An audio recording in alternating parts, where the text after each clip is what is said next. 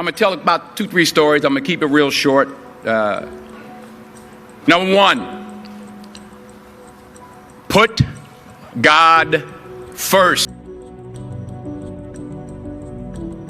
Put God first in everything you do. Everything that you think you see in me, everything that I've accomplished, everything that you think I have, and I have a few things, everything that I have is by the grace of God. Understand that. It's a gift. 40 years ago, March 27th, 1975, it was 40 years ago, just this past March, I was flunking out of college. I had a 1.7 grade point average. I hope none of you can relate. I had a 1.7 grade point average. I was sitting in my mother's beauty shop. They still call it beauty shops now? What they call it now? Yeah, I was sitting in the beauty parlor.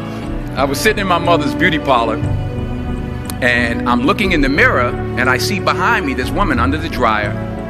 And every time she looked up, every time I looked up, she was looking at me, just looking me in the eye. And I didn't know who she was, and I said, she said, somebody give me a pen, give me a pencil, I have a prophecy.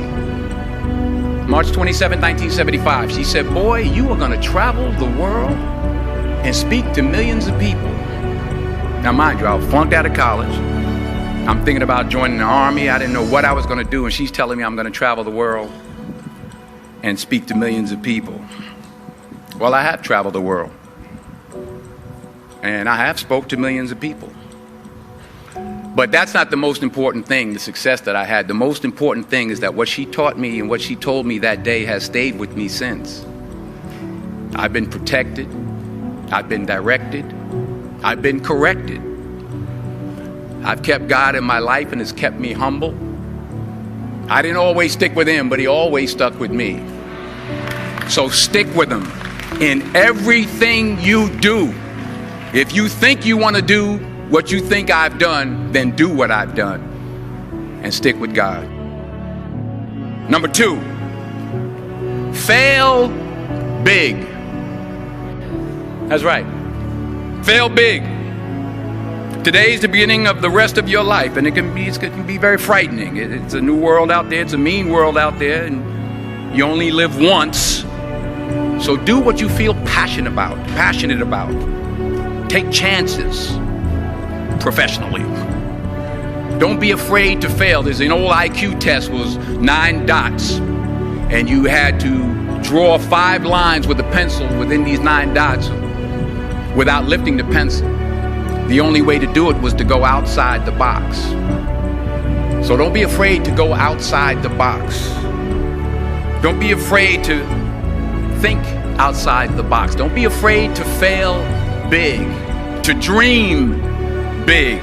But remember, dreams without goals are just dreams, and they ultimately fuel disappointment. So have dreams, but have goals. Life goals, yearly goals, monthly goals, daily goals. I try to give myself a goal every day. Sometimes it's just to not curse somebody out. Simple goals, but have goals. And understand that to achieve these goals, you must apply discipline and consistency.